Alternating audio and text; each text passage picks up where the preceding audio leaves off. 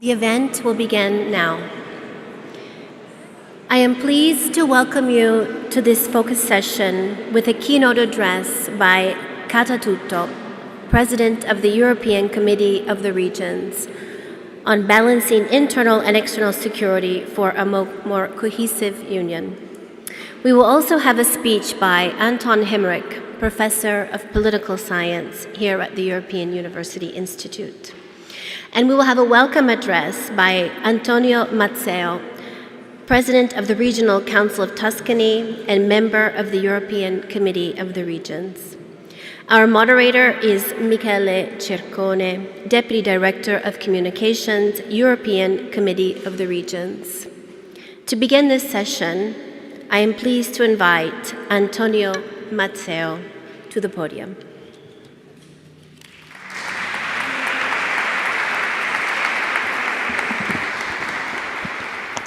Buongiorno a tutte, buongiorno a tutti. Intanto grazie e sono felice di portare il saluto mio, del Consiglio regionale della Regione Toscana. Per chi non vive questa splendida terra, la Toscana è terra di arte, terra di cultura e terra di bellezza, ma anche luogo di pace. È un luogo, come ha detto la sindaca Funaro prima, in cui si è provato nel tempo a costruire pace.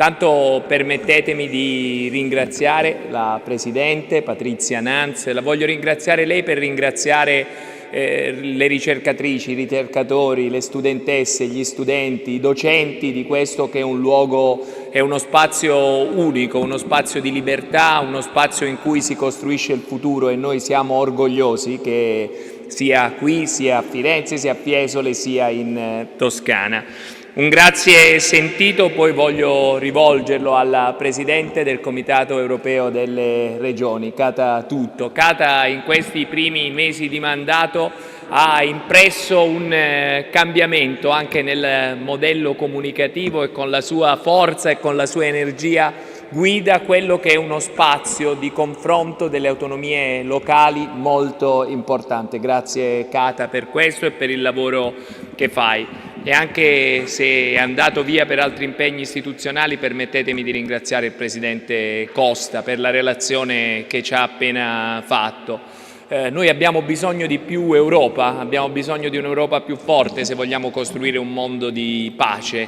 Lo dobbiamo a tutte quelle donne e quegli uomini. Io ho l'onore di rappresentare le cittadine e i cittadini toscani che 80 anni fa scelsero qual è la parte giusta della storia da acquistare, non si voltarono dall'altra parte, non furono indifferenti. La libertà si costruisce come un fiore, va innaffiato giorno dopo giorno, è come l'aria e quando la senti mancare ti rendi conto che non puoi farne a meno. Ecco, noi oggi siamo qui per parlare di come vogliamo costruire un'Europa di pace. Grazie al professor Hemerijck per il suo intervento e per la sua relazione. Noi viviamo un momento storico che non esito a definire cruciale. Le sfide che sono legate alla sicurezza interna e alla sicurezza esterna non sono più temi astratti. La mia generazione la guerra non l'aveva mai vista, la generazione di tante e tanti di noi ne aveva sentito parlare, l'aveva letta sui libri di storia. Oggi quella guerra, che non è una guerra come quella di 80 anni fa, è una guerra differente, fatta di tecnologie, fatta di dazi, fatta di tante iniziative che impattano sulle nostre comunità locali, sui nostri cittadini, sulle nostre imprese. Ecco, qui, il punto è proprio qui. Credo che ognuno di noi può essere un ponte per costruire pace. Il Comitato Europeo delle Regioni, le istituzioni locali hanno una responsabilità fondamentale, cercare di essere ponte tra l'Europa e i territori, cercare di trasformare le grandi strategie europee che il Presidente Costa ci ha illustrato con le sue grandi doti comunicative e con la sua capacità di saper leggere un mondo che cambia, vanno poi messe a terra, vanno portate vicine alle persone, vicine ai cittadini. Il rischio è che l'Europa per troppo tempo, vista lontana, non sia stato considerato lo strumento che doveva essere per costruire pace, libertà e un futuro di speranza. E lasciatemi finire ricordando un grande uomo delle istituzioni, un grande amico della Toscana, un grande amico personale, il presidente David Sassoli. Nelle sue parole, quando ci dice che bisogna costruire un'Europa della speranza, ci dice che non dobbiamo tenere insieme solo un insieme di regole, di mercati, ma dobbiamo pensare ad una comunità di destino in grado di cambiare la vita delle persone. È tutto qui. Le parole della Presidente prima ci hanno indicato un pezzo di strada e hanno detto un passaggio che io ho apprezzato molto e mi avvio alle conclusioni davvero. Questo luogo non è un luogo pronto a dire sempre sì, ma è un luogo a mettere in evidenza anche le contraddizioni del tempo che viviamo, di farlo con gli occhi delle ragazze e ragazzi più giovani, di farlo con la grande capacità di saper leggere il futuro, perché o l'Europa decide di diventare protagonista del cambiamento che ci attende geopolitico. Pensate, io chiudo gli occhi e penso a un tempo in cui era ancora un bimbo, si parlava delle superpotenze, siamo ritornati esattamente lì, quindi o l'Europa ha la capacità di essere protagonista o altrimenti noi vivremo in un mondo purtroppo senza pace. Grazie davvero a tutti voi e grazie ancora all'Istituto per averci accolto e alla Presidente Tüttö per essere insieme a noi. Grazie.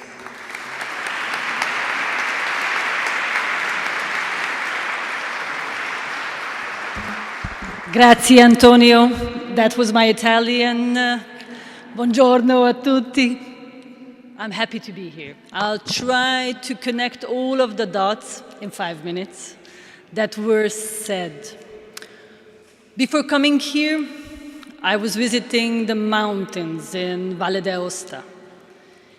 These mountains are very important symbols of the transcendent. It has been the symbol of the transcendent since the beginning of human history, and now we are today also in the home of the transcendent.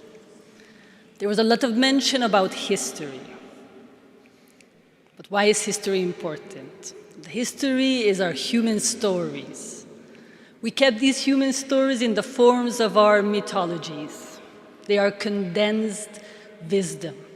And what we need today, more than ever, is all the wisdom of the past to confront all the interesting challenges we see today. I had a dilemma today before coming. I had a dilemma between two stories. Antonio knows I like Greek mythology, so I was tempted to bring the story of the Pegasus, but I changed my mind. There is a very important fresco in Siena, a fresco that should be in the center of every town hall, probably. It is in the Palazzo Pubblico. It is the fresco of good and bad governance. It shows what you need, how is the architecture of good governance, and what is the consequence, and shows the architecture of bad governance and visualizes the consequence. This fresco should be on every level of decision-making because this is how we humans work. We need to be reminded of the pillars and we need to see the consequences. We are in a church, so I need also to go back just for a moment to the book of Genesis. Creation from disorder to order, from chaos to order. The first part, it was the word, the logos. But not just logos. It had to be good. We have to see what we create from disorder that is good. Governance is not just about the logos. It's also about the morals. So I don't have time for both governance. I will concentrate only on the good governance. How did Lorenzetti in the 14th century pictured good governance? We have the common good in the middle. And we have personifications of the virtues around it. How does it look like? It is sapientia, the wisdom. From the wisdom, the common sense, comes justice. But justice is not born from the force, it is about understanding humanity. It is about balance of truth and shared human dignity. From justice, justice hands down a thread to concordia, the modern goddess of cohesion policy. Concordia is the one who connects the common good with the people. And from concordia comes peace. Because when people are bound not by fear, but by fairness, this is when peace can rest. But you have to protect peace. So we need fortitude, we need strength, not aggression, but strength. Alongside fortitude stands prudentia, prudence. We have to understand the past, to understand the future, and to know what's happening in the present. Prudentia balances the wisdom of the past, pragmatism, and the vision. Then comes temperance, also a balancing virtue, a balancing force, because all power has to be, in a way, bound in temperance. Centralization, decentralization, short-term, long-term, always have to balance. Above all is faith. Faith represents trust. Trust is one of the most important glues of civilization. Without it, no system holds. And in the heart, it is charity. It is about compassion. It is about solidarity. It is the heart. This is the architecture of good governance. And from this comes common good and prosperity. And what happens when tyranny sits on the throne? That is the bad governance. When tyranny sits on the throne, very important, justice is bounded. And when there's no justice, then truth dies.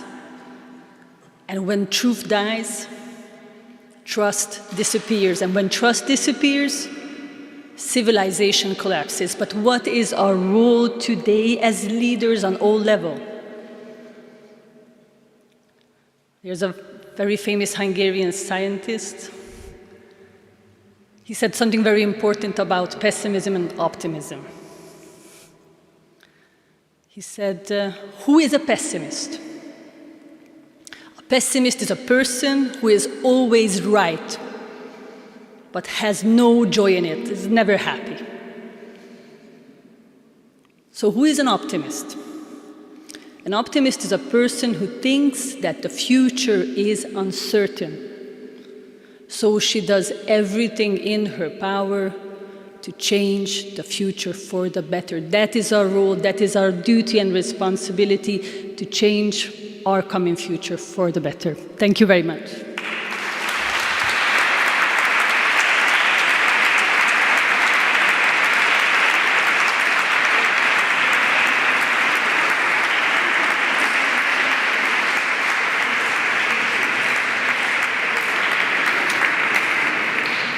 Thank you very much, President Tütto. I would invite you, if you don't mind, to sit on the podium for the follow-up to our meeting. Intanto permettetemi di, per una volta, utilizzare la nostra splendida lingua. Non capita molto spesso, quindi ne approfitto. Adesso ascolteremo l'intervento del professor Anton Hemerijck, che è professore di scienze politiche all'Istituto di Firenze, che ci sta ospitando, e permettetemi anche di salutare non solo voi in sala, ma anche le persone che sono collegate via web streaming, e tra di loro ci sono moltissimi membri della rete dei consiglieri dell'UE, alcuni li abbiamo anche in sala, e avremo poi modo di approfondire anche questo aspetto nel momento in cui faremo una sessione di domande e risposte. Prego, professor Hemerijck. Thank you so much. Thanks for having me here to speak. I mean, the bar is very high. You know, we're talking about good governance, social justice, concordia, hope, human dignity. I'm not sure I'm going to sort of, cover all of that, but in part, I will try to. I mean, one of the things that, I've been reading a lot, sort of policy reports on the future of the EU. I mean, the Letta report and the Draghi report, we all know it. And I think many of the proposals that are in there are actually pretty good. So we should try to get them implemented. But what really upset me, and it was good to actually listen to President Costa in this respect, is that the language is so defensive. It's all about avoiding wasteful subsidies, maintaining environmental standards, not raising them, reducing administrative burden, targeting vulnerable groups and left behind regions. And the one thing that I really resent is preserving the European social model. That's so defensive. And actually, Costa used the same words. So it's becoming institutionalized in a way that I think we should not. Otherwise, Costa's point was, we should start from strength, namely that, we have here in Europe 450 million people living in peace already for 80 years.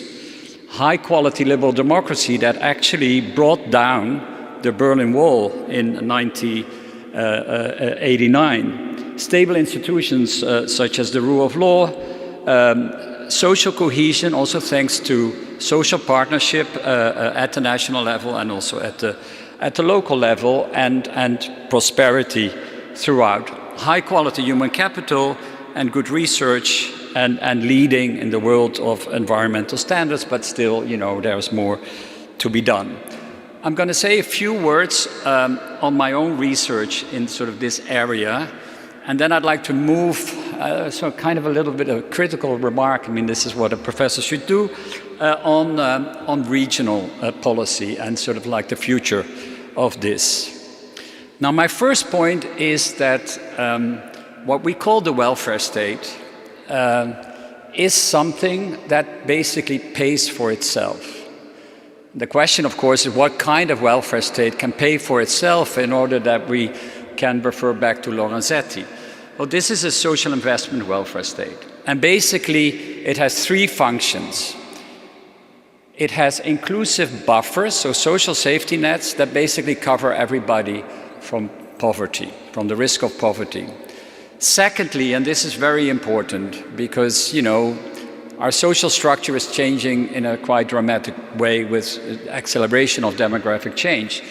This is the easing of the flow over the life course from going to school, having the first job, establishing a family. These are all risky transitions. To the extent that we can smooth these transitions, people can be included in the labor market much better than otherwise. And finally, a commitment to lifelong human capital stock developments. And the welfare states, the national welfare state that do this, stock flows and buffers, they are competitive.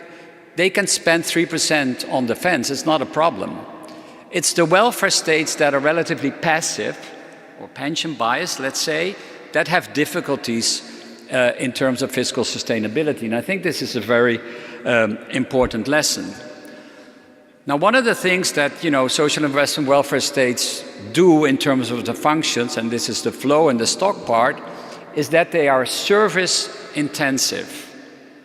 And this is where place-based policy gets in, because welfare state services need to provide it for at the local level, you can have great national legislation, but that doesn't implement these services. So the local level is extremely important. And here comes my critical remark for discussion. So I was asked by the high-level group of the future of cohesion policy a couple of years ago to write a report, not a report, so to write an intervention on the basis of my own research, and I did so with 2 of my students.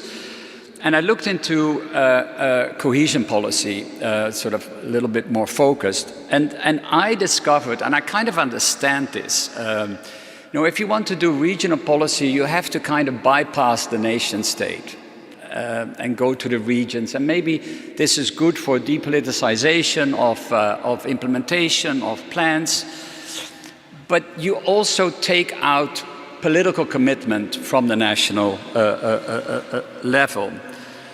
The other thing I found is that there is a lot of targeting. It's very much project-based, and when you do projects, you want to scale up successes. And I wasn't sure that this was happening through some kind of sort of systematic learning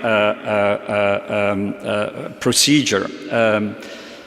So that kind of brings me to, in 5 minutes, I'm not sure I have any minute left, but basically to think about what this would imply for regional policy. And I think the first thing is to make at the regional level also the commitment that many countries are now making at the national level to make it very much people-based.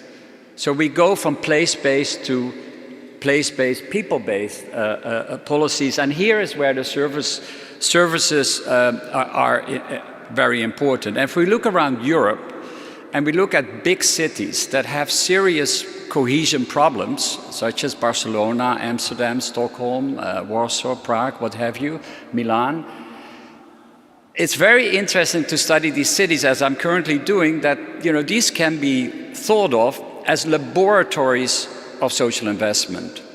And I think this is what the business that we're getting into, to move towards these post-industrial cities that want to attract high flyers, such as the students from EUI, once they finished, but also are very committed to include more vulnerable groups, because often these cities are run by progressive governments. And so this is my sort of footnote to cohesion policy, to really take the message also in the context of governance changes that are going on right now in Europe, where on the basis of the example of the new generation EU, it's so this domestic political ownership is important, and that we should include the national level in this context to align social investment both at the national level and at the local and city level. Thank you so much.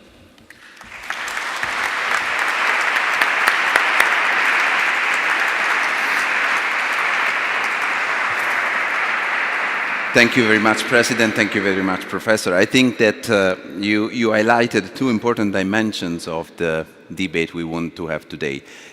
Earlier in the morning, we've been hearing a lot about external security. It's probably one of the most, the biggest worries that we all have in this period. But security has different dimensions, and internal security has even more dimensions. If you think about it, it can be social security, it can be environmental security. There's a range of different elements that need to be kept into account, and this is the aim of this second session. Now, when you look at ownership, and I take your words, Professor, when you look at ownership and internal security, we also have to think about the actors, those who make these policies happen on the ground, those who make also democracy happen every day on the ground. And this is the local and regional elected politicians. I think this is a dimension that needs to be looked at very carefully, but needs also to be integrated. So we took the liberty to integrated directly within our session today by having with us representative and members from what is called the Network of EU Councillors. These are regional and local elected politicians who join other colleagues across Europe, and they help bringing Europe closer to their local communities. We have over 3,000 all across the European Union. Many of them are connected today via the web streaming, and 3 of them are with us today in the room. And so I think I will leave it directly to them, the task not only to present themselves, but also to bring some input, to bring some specific questions, so that we're not mediating or filtrating, but hearing directly from their voice. So we have with us today Irene Falchini, consigliera comunale di Sesto Fiorentino, Andrea Bonfanti, che è il sindaco di Pescaglia, e Cristina Giachi, che è consigliera regionale della Toscana. Darei la parola per iniziare a Irene. Il tempo di parola è di circa 3 minuti ciascuno, 2 minuti e mezzo, 3 minuti ciascuno, e siamo davvero molto lieti che abbiate potuto raggiungerci oggi, che siate con voi, e siamo davvero felici di poter ascoltare direttamente da voi non solo l'esperienza di councillor, ma anche di poter apportare degli elementi di riflessione al dibattito di oggi. Grazie mille. Grazie mille, buongiorno a tutti e a tutti, saluto chi è in sala e chi ci segue appunto via streaming. Sono Irene Falchini, consigliera comunale di Sesto Fiorentino e membro della rete dei consiglieri locali dell'Unione Europea, che è un viaggio che Sesto Fiorentino ha intrapreso dal 2022 e è stata una scelta politica che ci ha trovato appunto d'accordo come comune di costruire l'Europa e continuare anzi a costruirla, perché l'Unione Europea è un progetto politico che è in evoluzione, che non è ancora arrivata al suo compimento finale. Alla fine sono le persone che le abitano, gli europei e le europee, che quotidianamente scelgono di restare in Europa, di rendere l'Europa un posto di pace, di renderla un posto di libertà, e dove i principi di diritto sono nati e dove i principi di diritto continuano a esistere. E è un atto, quello che appunto le cittadine e i cittadini fanno, che è continuo, e questo impegno continuo è quello che poi viene domandato in qualche modo anche ai componenti della rete dei consiglieri locali dell'Unione Europea, perché l'Unione Europea è un posto, è l'unico luogo al mondo in cui la democrazia si costruisce sia dall'alto, con i livelli più alti di governo, ma anche con quelli più bassi di governo, che sono appunto le realtà locali come i comuni che appunto io rappresento in questo momento. E per mantenere l'Unione Europea appunto un luogo di pace, di costruzione di diritti, c'è bisogno di un impegno che parta dal più piccolo, ecco, dei comuni alle più alte istituzioni, e per farlo appunto c'è bisogno che ci sia un welfare state garantito, e non solo, come veniva ricordato negli interventi precedenti, ma anche anzi si immaginano nuovi scenari, perché l'Unione Europea non è un dato di fatto, non è lasciarsi allo status quo, ma è costruire qualcosa in più. E per questo credo che l'occasione della rete dei consiglieri dell'Unione Europea può essere un ottimo punto di incontro, perché è un luogo di scambio di buone pratiche fra amministratori e amministratrici locali che sanno quali sono i limiti, in alcuni casi di competenze legislative, ma in altri appunto di strumenti burocratici per rispondere a delle sfide globali, che sono quelle che che sono state ricordate ampiamente, come quello appunto del mantenimento della democrazia, dell'inclusione e di immaginare altro, ecco, di immaginarsi futuri nuovi. E a livello locale si vede una di quelle sfide che l'Unione Europea persegue, quindi quella anche dell'inclusione effettiva di quella di metà del genere umano, che è appunto l'inclusione delle donne nelle cariche politiche e non solo, perché soprattutto in Italia, ma non credo sia appunto un caso isolato, le donne spesso non sono nei luoghi decisionali, non partecipano alla vita politica in ugual numero più che modo, in ugual numero rispetto agli uomini. Quindi c'è questo e questo è un elemento su cui anche a livello di Unione Europea è necessario interrogarsi. Ecco, un comune può fare ovviamente iniziative sull'inclusione, è una parola che non amo molto, ma comunque sul coinvolgimento delle donne nella vita locale.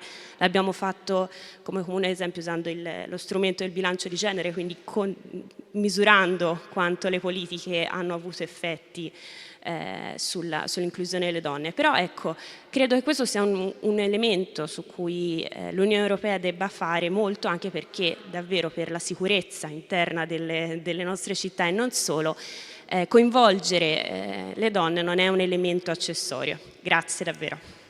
Grazie mille, grazie anche dell'input che poi approfondiremo con i partecipanti. Darei la parola ad Andrea. Prego.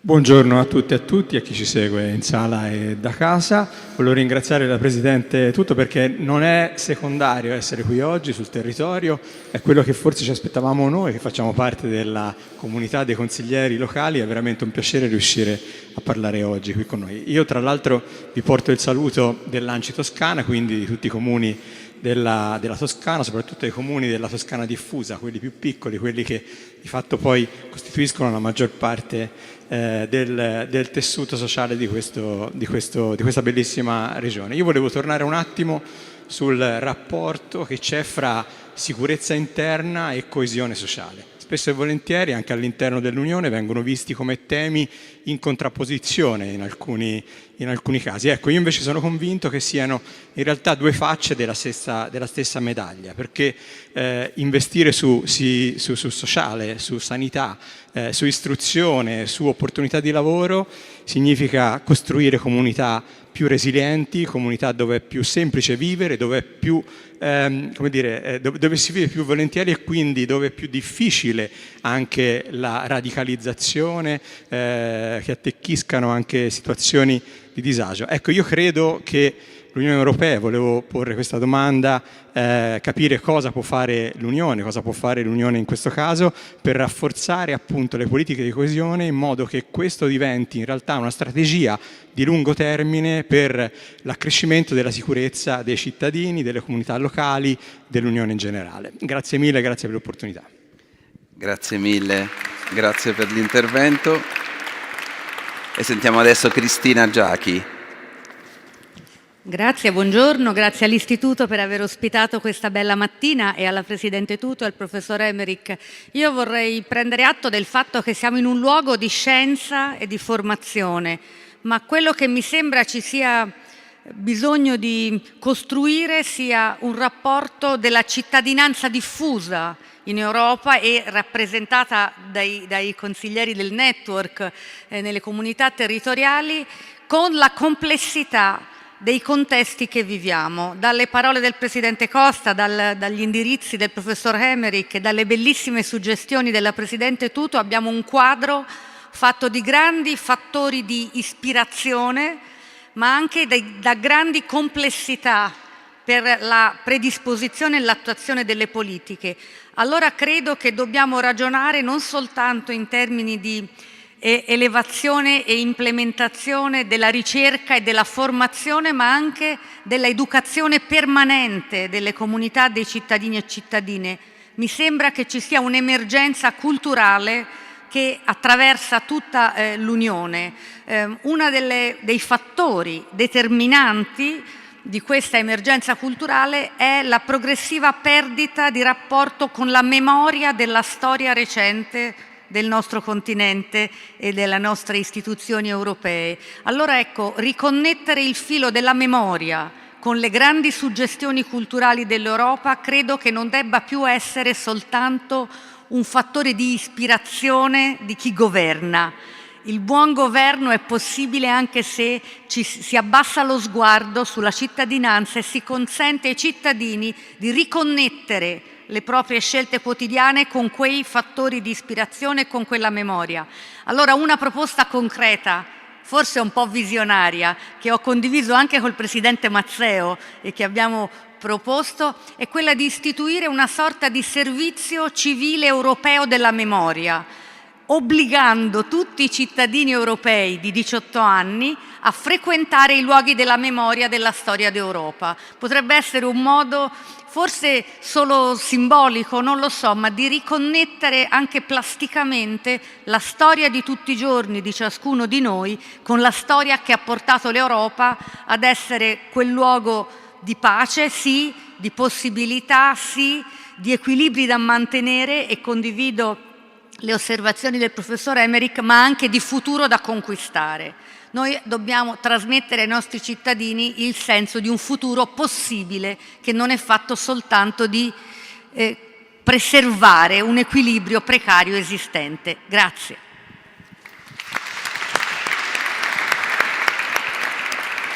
Thank you so much for your input. So, speaking under the control of the three councillors, I think we can sum up for a quick reaction.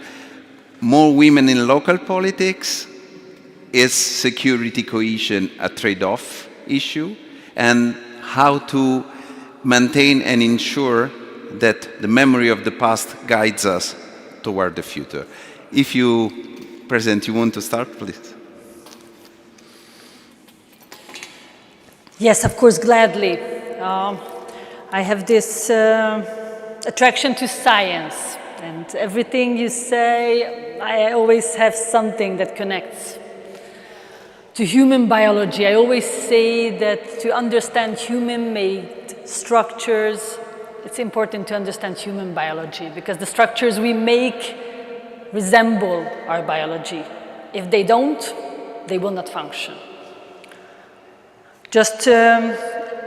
I will start with Christina, okay?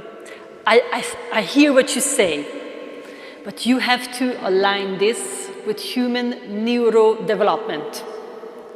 The cortex is not ready at the age of 18 to understand and deep dive in history.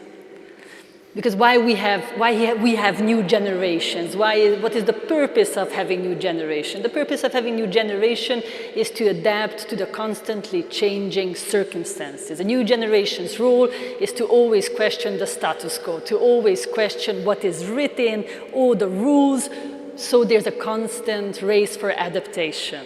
We go back and understand our stories and histories much later, when our cortex is developed. But I understand that it's very important. This is why I brought mythology. This is why I brought the condensed history. It's now the most important time to gather all the wisdom that humanity gathered in the past many thousand years in our stories. Balancing, rearm, outer security, inner security, temperancia. So you have to balance it.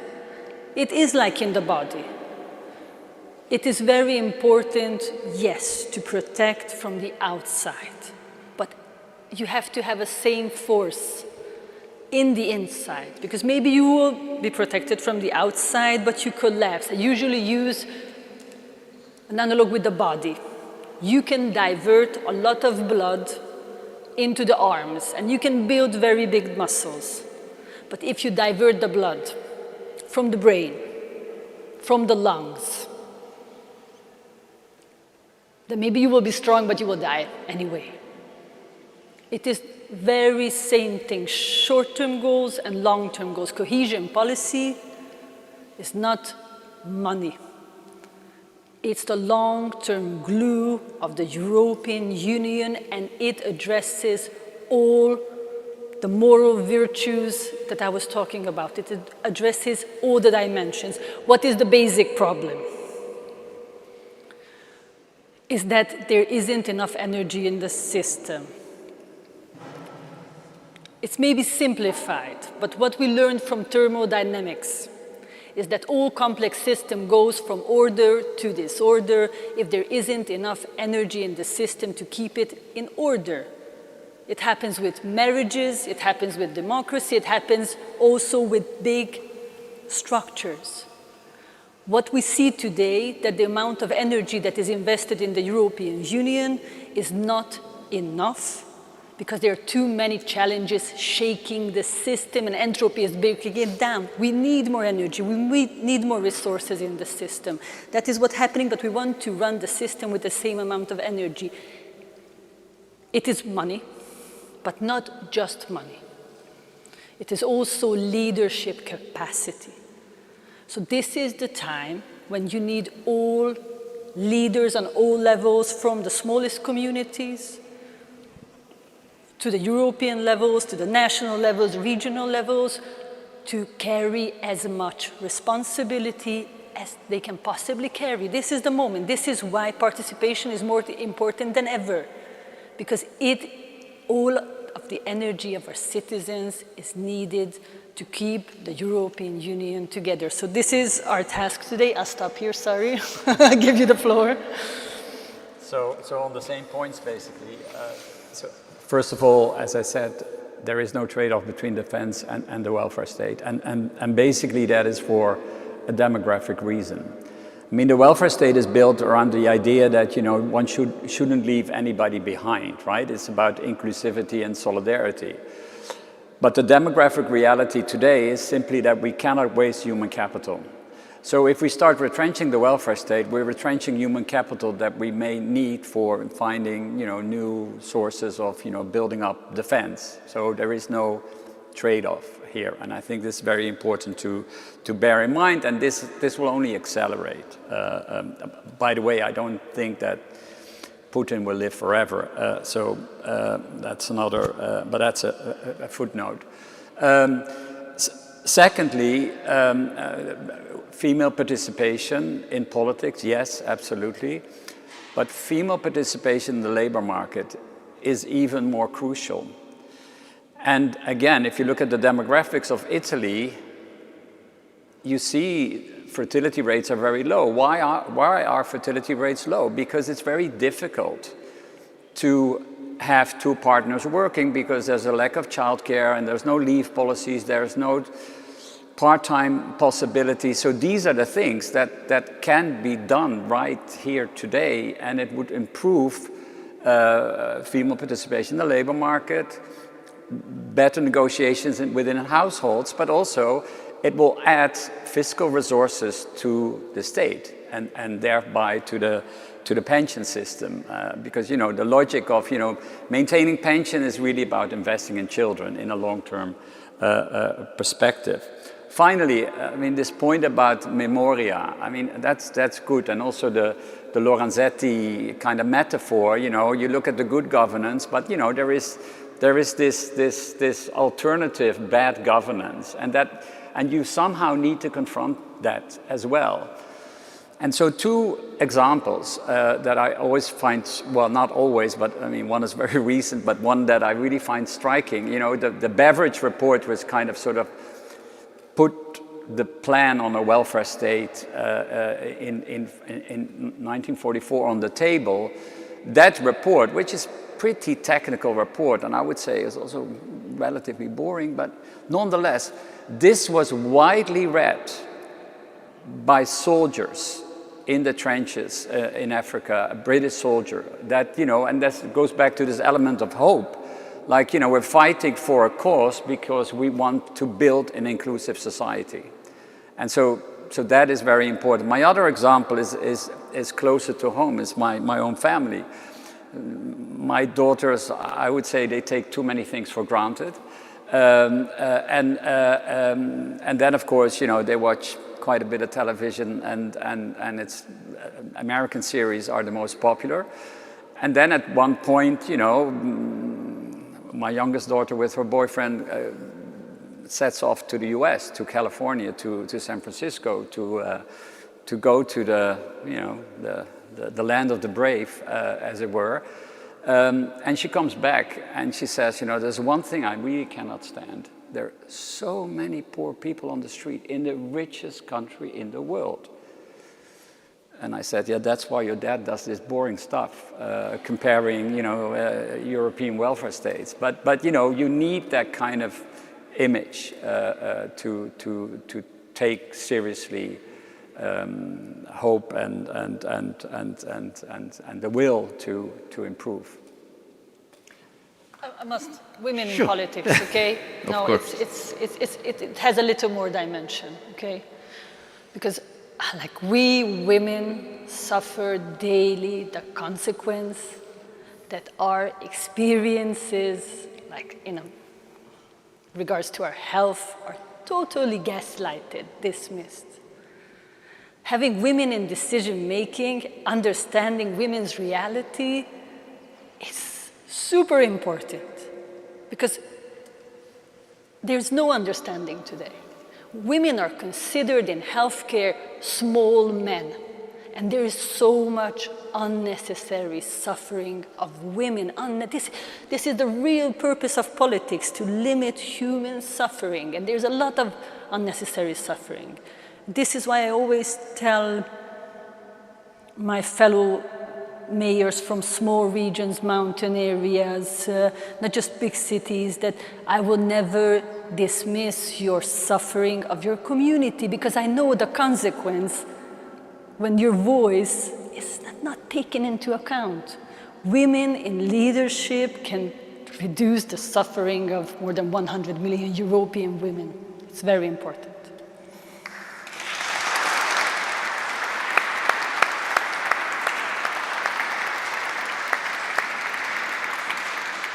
Thank you very much indeed.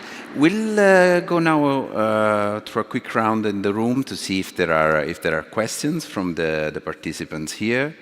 And apologies if I'm looking at my GSM, it's not because I have urgent calls or family issues. It's just because we have a chat open with the ones who are web streaming, and we are receiving questions. So I will of course give priority to the room in case you have questions that you want to ask. Please, I see that. Hello, this is Gülseren Onanç from Istanbul, Turkey. And when I say Istanbul, you probably immediately recall Mr. İmamoğlu, who's in jail right now. And as you rightly put it, we have been experiencing bad governance in Turkey because Mr. İmamoğlu was a good example of how good governance could be in Istanbul in a city level, and he was a main challenger to Erdogan, and this was the reason why he is behind the bars right now.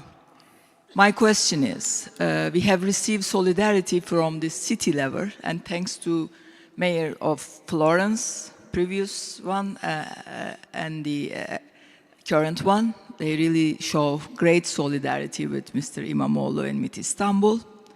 Again, a few others like Paris, Berlin, mayors of Paris and Berlin also show solidarity with Istanbul, but we haven't heard from the state level, from the head of states, any condemnation to Erdogan or non-solidarity to İmamoğlu.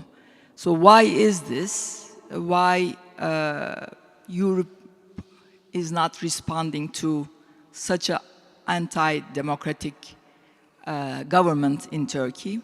I am not so sure if you are the right person to ask this. I was going to ask it to Mr. Costa, but I wasn't able to. But I know you have this, you also show solidarity to Istanbul. Thank you again as a citizen of Istanbul. But I wanted to put this question to the panel. Thank you. I come from Budapest.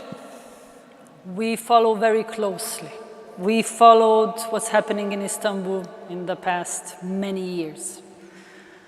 And it wasn't just a few mayors that stood beside your mayor. It was mayors all across Europe.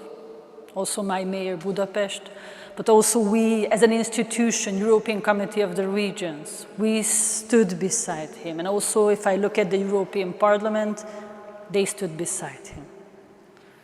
I always tell my fellow leaders that you shouldn't hide behind an institution. If you want to show real solidarity, if you want to do something to help, you personally have to take responsibility and look at it how you can be useful. This is why I always say it's much more important to have real people, elected mayors standing up and showing an example than doing it on an institutional level. Because we need this human responsibility, this human standing out for solidarity. I'm not sure that on the national state levels there wasn't a solidarity beside him. I'm not sure. I don't see the data.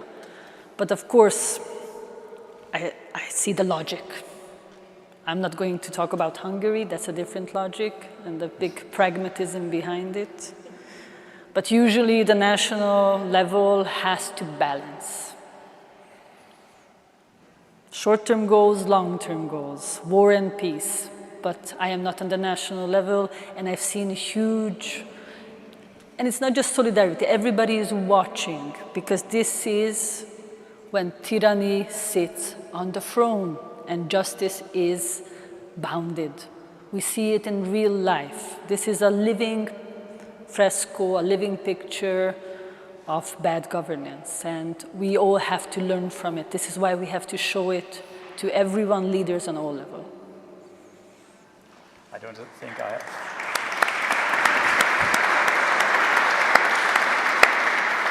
I don't think I have anything to add to that. I mean, just looking around the world today, there's a lot of fear. Fear to Trump, fear to Netanyahu, and what's going on in Turkey. So there is quiet frustration happening all across the world right now. And this will come to an end. And it is already happening in a way in Canada and Australia. But you know, the fear factor is an important thing. Yeah, sorry for that. Thank you so much. To finish and to close the, I think there's no, sorry. So in order to finish, I think that we'll take a last question from our chat. So we have, apologies.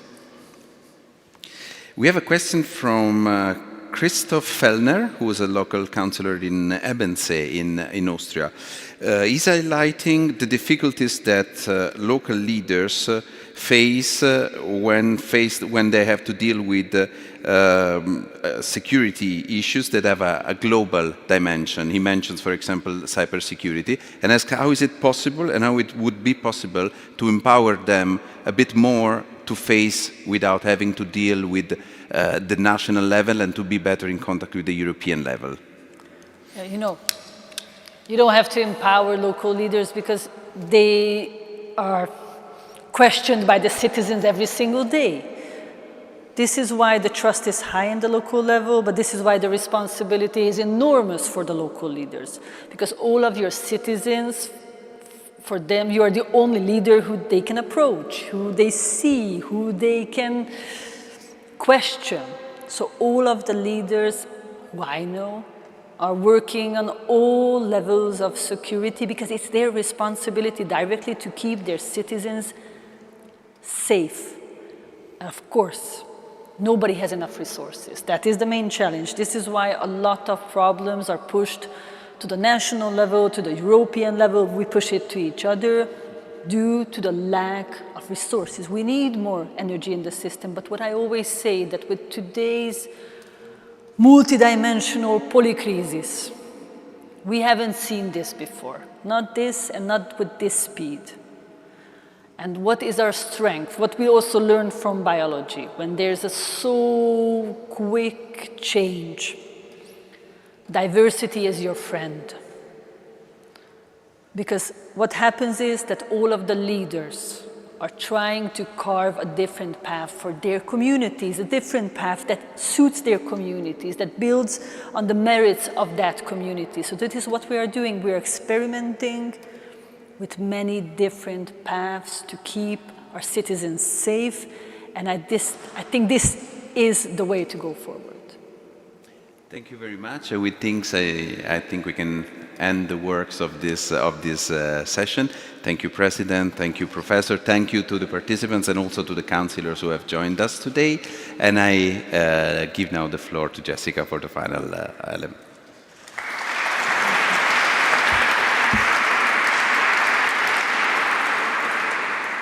On behalf of the EUI, many thanks to everyone for participating in this event. A few closing logistical notes. Please leave your headsets on your chairs. Thank you very much for that. And we would now like to welcome you for a cocktail in the lower loggia and in the library garden. Thank you all very much.